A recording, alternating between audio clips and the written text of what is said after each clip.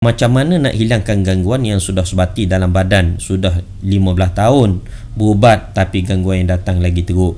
Maka kita tidak ada satu kaedah yang mutlak untuk kita jawab bahawa guna kaedah ni maka tuan-tuan akan sembuh. Datang jumpa perawat ni tuan-tuan akan sembuh. Datang jumpa pusat rawatan ni tuan-tuan akan sembuh. Guna jenama bidara ni tuan-tuan akan sembuh. Tidak ada orang yang boleh bagi jawapan. Allah sahaja yang tahu tempat mana kamu akan sembuh, bila kamu akan sembuh, dan dengan siapa kamu akan sembuh ataupun dengan kaedah mana kamu akan sembuh.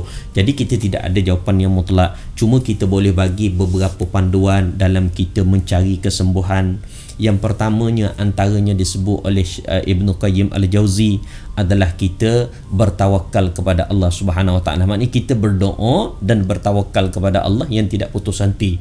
Wa may yattaqillaha yaj'al lahu makhraja. Barang siapa yang bertawakal kepada Allah, maka Allah memberikan kepada kita jalan keluar. Dan Allah sebut bahawa tidak ada yang dapat memberikan kepada kamu kecelakaan ataupun musibah melainkan dengan izin Allah Subhanahu Wa Taala. Bermakna sesuatu sakit dan musibah yang terjadi kepada kita itu adalah dengan izin Allah Subhanahu Wa Taala.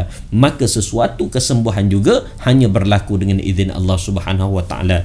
Jadi bab kita punya permohonan kepada Allah untuk mohon kesembuhan, bab kita punya tawakal, harapan kita kepada Allah Subhanahu Wa Taala agar diberi kesembuhan itu kena kuat, kena sentiasa berterusan, janganlah kita mudah putus asa dan sebagainya. Yang kedua adalah kita mengubati, berubat ataupun berjumpa, mendapatkan rawatan daripada orang yang tepat. Maknanya dalam kita berubat, jangan kita jumpa dengan mereka yang tidak patuh syariah, mereka yang menggunakan jin, mereka yang menggunakan anasir yang pelik-pelik dan sebagainya. 2-3 hari lepas soalan apa saya tak ingat dah. Banyak kadang ada soalan saya pun lupa apa yang ditanya. Petang orang telefon tanya tu, pagi orang telefon tanya benda tu dan sebagainya tuan-tuan. Kadang-kadang saja je orang nak tanya. Kadang-kadang ada orang tak, bila saya dah banyak dah berpuluh CD kita buat live ni, kadang telefon, ustaz daun ni boleh guna? Saya kata saya tak tahulah daun nak guna daun tu untuk berubat tu, saya tak tahu. Yang mana kita cerita dalam bidang live ni, yang tu tuan-tuan ambil lah. Yang macam-macam nak tanya tu janganlah ya. Baik. Jadi mengubati, berubat ataupun mendapatkan khidmat rawatan daripada orang yang tepat. Maknanya kita dapatkan pusat rawatan yang patuh syariah. Di Malaysia ni pun ada banyak. Kita pusat rawatan Darussalam Malaysia di bawah Ustaz Ismail Kamus. Kemudian kita ada Darus Syifa, antara dua pusat rawatan yang ada pengiktirafan daripada Jabatan Agama, daripada KKM sendiri, dan ada SOP cara berubat dan sebagainya. Jadi jangan mudah-mudah tuan-tuan, kalau boleh dalam kita buat rawatan ni, kadang-kadang kita tak kenal sebagai orang awam. Bila kita pergi berubat, mana kita tahu dia guna kaedah mana, betul tak salah tuan-tuan. Jadi beginilah, bila tuan-tuan pergi, kalau nampak kaedah dia minta duit tu pun pelik, harga yang diletakkan dan sebagainya, elakkanlah. Maknanya itu mengambil kesempatan. Lalu Datuk Ismail kamu pesan, Tuan Guru kita pesan, dengan orang yang sakit ni jangan melampau-lampau, kerana mereka tu dahlah sakit, patutnya dibantu, dimudah-mudahkan, tetapi disusah-susahkan. Okey, yang 3 hari lepas tu dia telefon saya. Kali pertama dia merawat perempuan, dia kena 300. Lepas tu katanya dia kena pergi lagi 3 hari lepas tu. Bomoh tu telefon, dia kata dia kena buat kaedah untuk buang saka, kena bayar 1,000. Sebab nak buang sihir kena bayar 1,000, sebab orang yang bomohkan dia tu harganya 800. Jadi dia kena bayar 1,000 baru boleh keluarkan. Jadi tahu-tahu pula dia selaku bomoh, yang kawan ni tu guna khidmat guna khidmat sihir tadi, bayarannya 800. Jadi dia kena up sikit lah baru boleh keluarkan. Mana dia tahu? Itu temberang semua. Saya cakap tak payahlah akak tak payah pergi, tu mengarut semua. Lepas tu dia kata habis yang tu ada CD penutup pula. Kata penutup tu dah bukan 1,000 dah. Itu mengarut. Kalau salah kaedah, maknanya 7-8,000 10,000 lesap dengan macam tu je. Sembuh tidak, duit habis, menangis tak henti. Jadi tuan-tuan, jangan kita terpedaya dengan benda-benda yang macam ni lah. Jadi sebagai asas kita boleh tengok, kita dah cerita sebelum ni, tuan-tuan boleh tengok video yang dia lepas, panjang pula kalau kita ceritakan. Tengok dia sudah adab perawat tu macam mana, akhlak dia macam mana, bacaan pun kadang-kadang kalau tertukar-tukar ayatnya. Kalau kita ni ingat Al-Quran, mana itu tukar-tukar tajwidnya entah ke mana, letak tepilah orang ni. Kalau pegang dia pun bukan-bukan, kau pegang situ, kau pegang sini, kau pegang situ, kau pegang sini, tak jaga aurat kita dan sebagainya, letak tepi juga orang ni.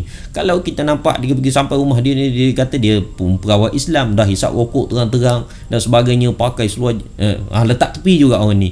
Jadi adab dia, nilai dia, tata susila dia, akhlak dia mesti seorang perawat Islam.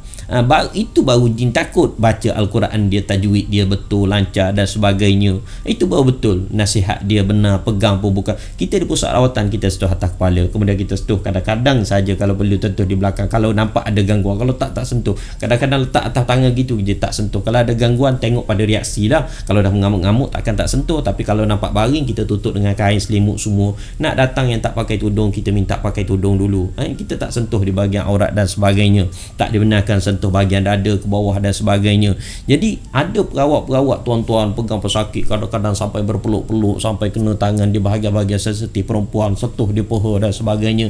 Ini semua dipanggil mengambil mana yang sempat, kata Datuk. Maknanya mengambil kesempatan. Jadi kita letak tepi lah. Kadang-kadang, tapi kita tidak boleh hukum keadaan begini yang bercanggah dengan syariah. Kadang-kadang amalan dia betul, kaedah perubatan dia betul, akhlak dia tak betul. Jadi dalam kita memilih mu'alij ini, kaedah ataupun amalan pun mesti betul, kemudian akhlaknya pun mesti betul. Sebentar tuan ni, sebentar ya, ada orang call. Okey, tak apa. Hello, Assalamualaikum. Tunggu jap. Okey, minta maaf. Ada call saya tak perasan, ada temu janji sikit, ada orang nak dah sampai, tak apa, kawan je, tak ada apa-apa.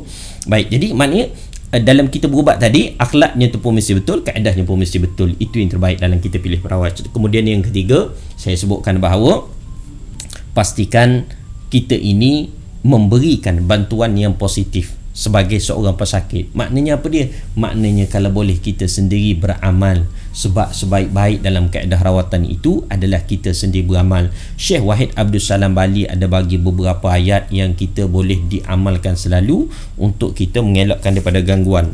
Antaranya surah Al-Fatihah, amal jangan tinggal. Ayat 5 ayat pertama dalam Al-Baqarah, Alif Lam Mim Dzalikal Kitabul La Raiba Fihi Hudal lil Muttaqin, alladzina yu'minuna bil ghaibi wa yuqimuna ayat yang pertama. Kemudian ayat kursi, wa ilahukum, start dengan wa ilahukum illa wahidul la ilaha illa rahmanur rahim, Allahu la ilaha illa huwal hayyul qayyum. Kemudian ayat dalam 3 ayat terakhir surah Al-Baqarah, lillahi ma fis samawati wa ma fil ardi wa in tubdu ma fi anfusikum aw tukhfu. Kemudian ayat lain lagi, syahidallah. Ayat-ayat selalulah. Mudahnya tuan-tuan dapatkan je buku ni, buku amalan kendiri Yasin dan amalan kendiri ni. Dalam ni ada amalan kendiri 1, amalan kendiri 2, amalan kendiri 3. Buku ni tak ada dijual mana-mana, melainkan dengan kita punya pengedar ataupun di Pusat Rawatan Darussalam ataupun di Ikhtiar Syifa lah, melalui kita punya pengedar. Jadi yang ni memang dah terkumpul dah. Tuan-tuan beramal selalu, insya-Allah dia memberikan kekuatan.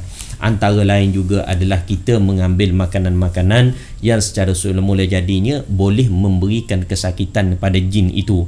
Maknanya tuan-tuan boleh amal jus kurbi ini sebagai suplemen harian bagi mereka yang ada gangguan. InsyaAllah akan nampak satu kesan yang sangat positif, sebab kita formulasi memang menggunakan daun bidara yang banyak di dalam ni, dan kita ada panel mardi dan kita mendapat kelulusan MOL daripada KKM. Kemudian tuan-tuan, kita guna kurma ajwah yang Nabi sebut dalam hadis mengatasi masalah sihir. Kita guna daun bidara yang juga untuk masalah sihir.